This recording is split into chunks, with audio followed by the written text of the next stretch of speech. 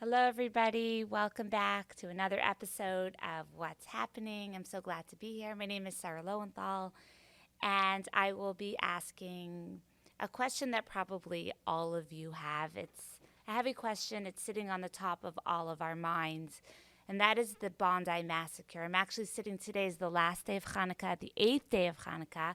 It's a very special day, Zeis Hanukkah, our Hanukkah celebration was beautiful and was filled with light and warmth and, spreading the light of Torah to the world, really. But it was also laced with sadness, the sadness that of what took place on the first day, the first night of Hanukkah, with the Bondi terror attack in Sydney. And my question today really has to do with our reaction. So we had this terrible terrorist attack where 15 Jews were killed in cold blood on a beautiful evening as they were coming together to celebrate and lighting the menorah. And my question really is my response, our response. It's really hard not to feel like a victim. It's really hard not to feel like the whole world is out to get us. And I don't know how to move past that. And I know recently there's been news articles about how the terrorists threw bombs into the crowd and they didn't detonate and how lucky we are. Lucky? Is lucky the word? I certainly feel like the luckiest of the unluckiest. And I'm really trying to situate my feelings and my emotions amidst this terrible sadness and grieving of these 15 beautiful souls and dozens still wounded and in critical condition. And I'm at loss. It feels like we're being targeted. The whole world is out to get us. We're unsafe. And for lack of a better word, it really truly does feel like we're victims. So I turn to Rabbi Jacobson, and I'm hoping that he can provide some fresh insider perspective on how we can move forward from this terrible ordeal. Thank you for the opportunity to address this most important issue. Sitting here as we are with still the residue of the Hanukkah candles burning and the remnants of the latkes and the donuts still felt in some of our bodies. But how do we react to such horrific events? And a truly horrific event, as you described very clearly. People that came to celebrate Hanukkah, a holiday of light and warmth and holiness, and not just the spiritual aspect of it, but there's also the physical aspect of it. Bondi is I was never there, but everything that I heard about it is a place it's a relaxed place. The Australians in general are very relaxed people, laid back. The last place that you would think that such a terrible tragedy would happen is Australia and Bondi, in particular on such a Yom Tov.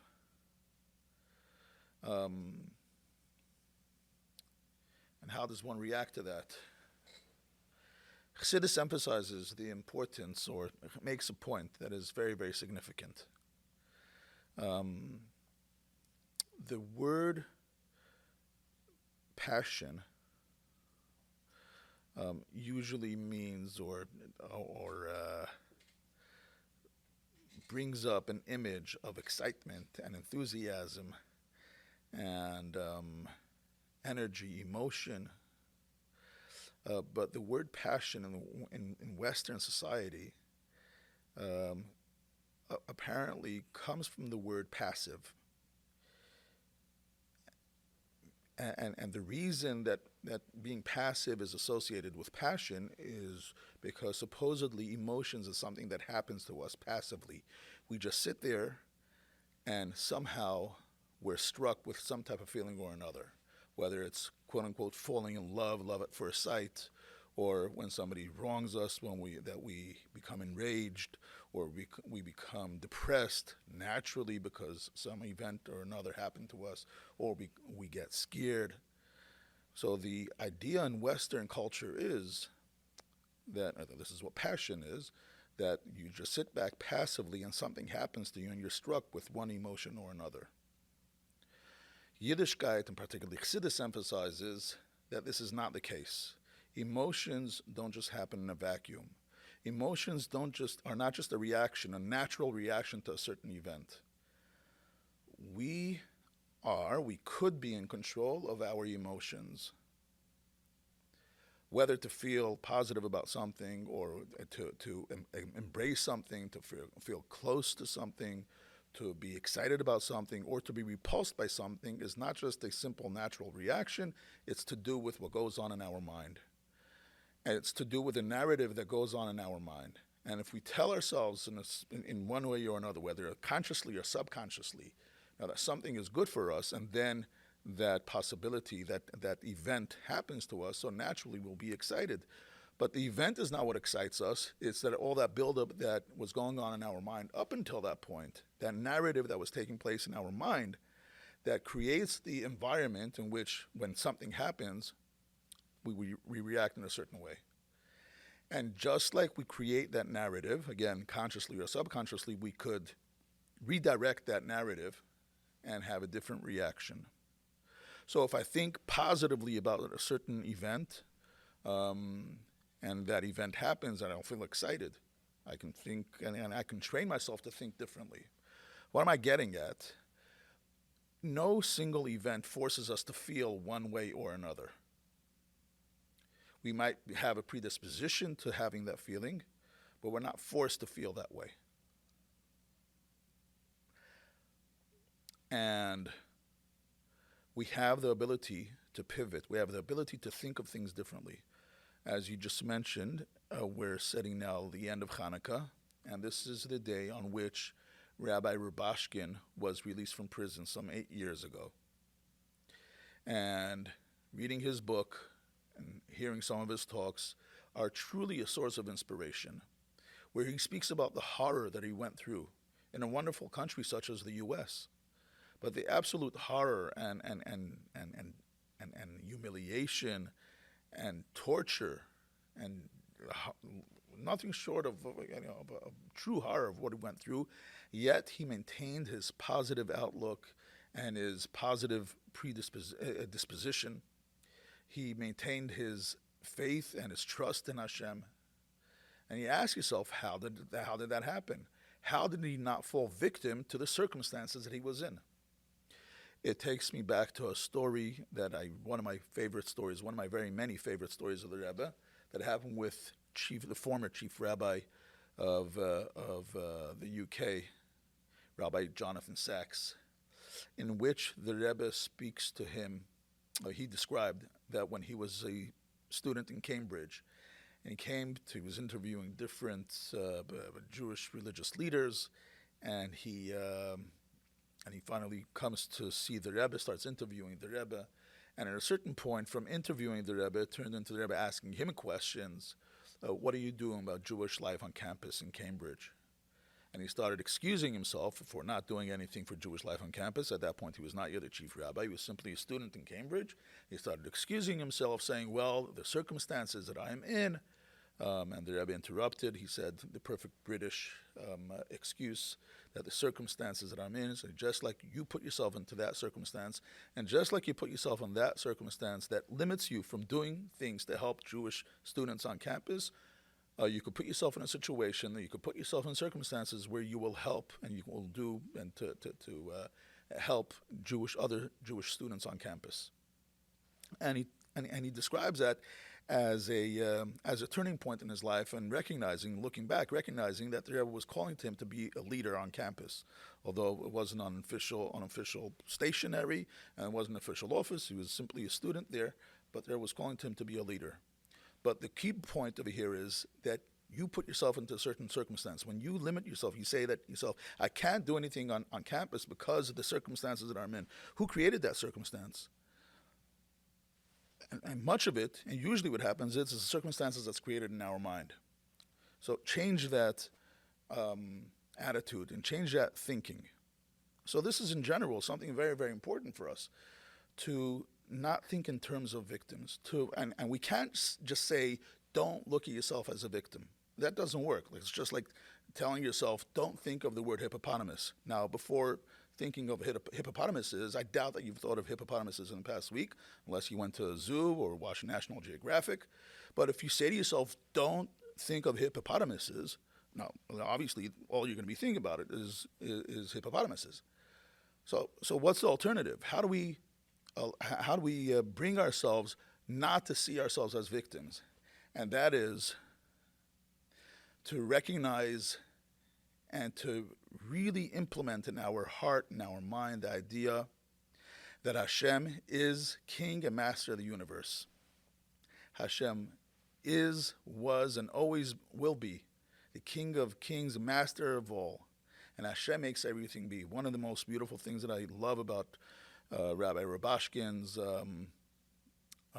recounting and telling the events that he went through is that he doesn't go on speaking about how terrible the justice system is in the U.S. and how evil that terrible judge was. He obviously is disappointed with her verdict and the fact that she gave him 27 years.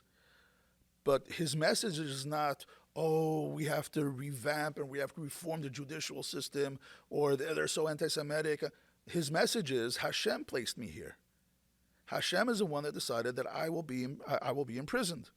That's his message, and that is the truth. And when we recognize that this is Hashem deciding where we should be and what should happen to us, what shouldn't happen to us, it's a whole different story. And the truth is that Rabbi Rabashkin is not the first one to react in this way. Going back to the story in Chumash, we have the story of Yosef that we're reading these weeks in the Parsha. The story of Yosef, where he goes through terrible, terrible events, and he maintains his dignity. He maintains his respect. He maintains his faith in Hashem. He maintains his respect of other human beings, his care for other human beings. How does a person behave that way? How does a person react that way? It comes from a deep-rooted and a deep focus. And it doesn't just happen, again, as I said, passively, just sitting back. He was just that type of person. But he had a great education from his father, but he utilized that education in having unbreakable faith in Hashem, the King and the Master of the universe, and trust in Hashem.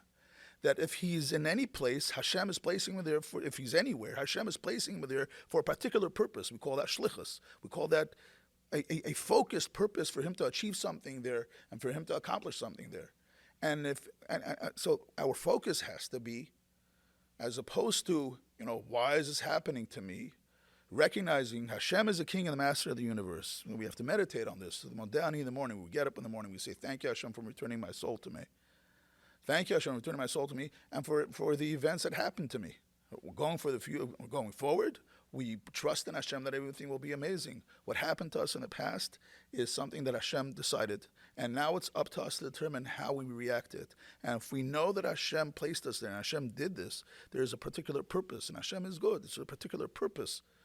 We can't explain the pain and the loss of those that were killed, the pain of those that are still injured, that are going through the different medical surgeries and different medical procedures in order to rehabilitate them. And please God, may they have miraculous recovery, every single one of them. And those that experienced it, the innocent people that managed to escape, but they saw sights that no parent and no person should ever see, no child should ever. Like, what the experience was horrible, and I wish all of them a recovery. I wish all of them true health and true happiness going forward, and no terrible events anymore. But to see ourselves as victims is not reading the plot properly. We're part of a story, and we have to know the storyline. We have to stick to our part in that storyline. If we're see ourselves as, life is a stage, life is a performance, and you have your lines. You're not the director. You don't choose which lines you get. You don't choose which character you're playing. That's decided by the director.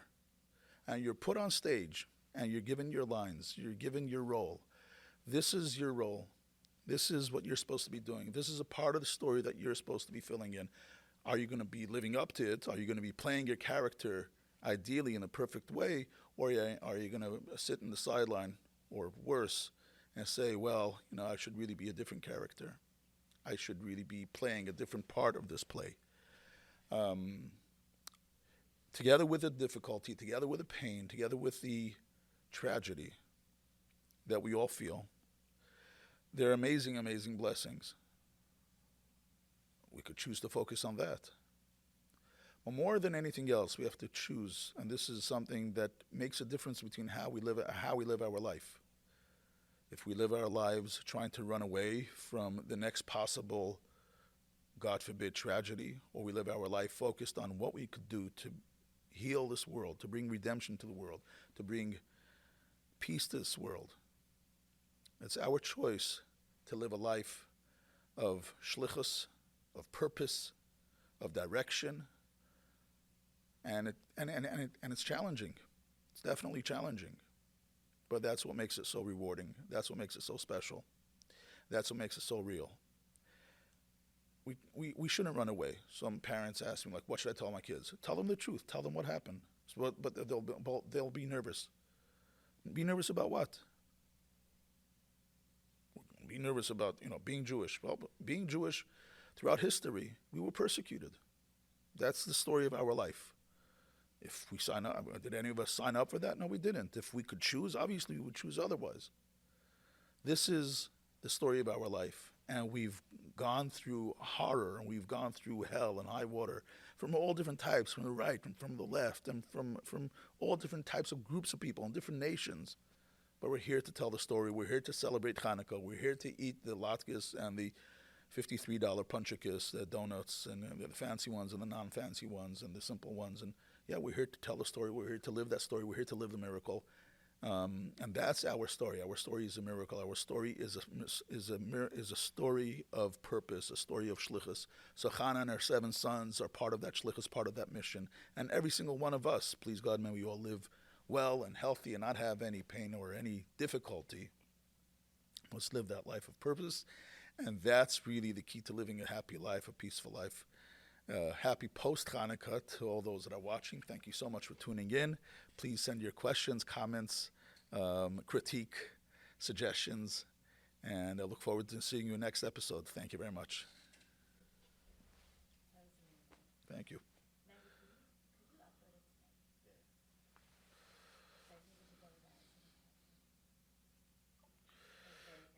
Thank you.